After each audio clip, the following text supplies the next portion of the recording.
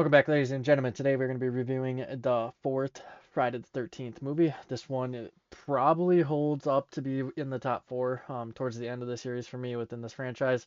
I just really like a lot of things about this movie. Tommy being my favorite. I feel like growing up and getting into horror movies and, having, that type of thing around me was super nice to have. And I feel like I relate a lot to his character, not to mention the guy that plays him also plays in the Goonies. I love the guy already. So, like, having him here in this movie was just a great bonus because he one comes up clutch at the end, but two is just a fun and like adoring character. Like you love to see a lot of the things he does. He's got a little comic relief to him, and then he's also got like a whole serious nature and really enjoys what he um, loves to watch and do and all that fun stuff. He's also a big gamer, so like that relates to me super well as on top of that. So I love that. But this follows a group of friends here that end up going around Camp Crystal Lake, kind of the typical trend.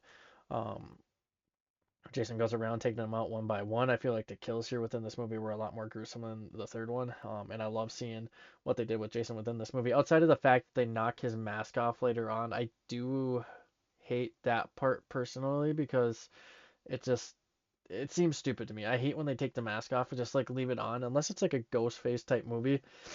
I just don't like the fact that they take it off. I wanted it to have more of that like Michael Myers approach of you don't see him really without his mask on. I just wish we had more of that here within these movies, but pretty solid movie overall. I love the family that they follow.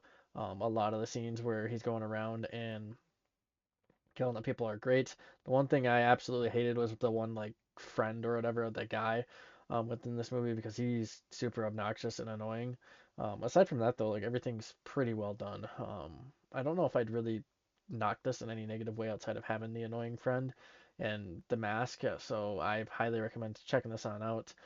Tommy towards the end of the movie, as he's helping his sister out, shaves off his head and kind of like makes Jason like look in a mirror, I suppose is how I would reference it. And it kind of makes Jason freeze in his tracks and starts walking towards him. His sister is then able to knock that mask off, and then Tommy just goes rogue. One shot to the head, and then right afterwards, it's like, for Zombieland double tap, or Zombieland movies double tap. He's just like going at it over and over again afterwards, and it's great because it kind of gives you like that vibe of how it affected him and his family, and then kind of like his feelings because he followed, those cases quite a bit, kind of learned a little bit about it, so understood what he needed to do at the end of the day, but um, really just took the opportunity to put Jason in the grave, and for me that was great, and I love what they did. So I'll see you guys in the next one.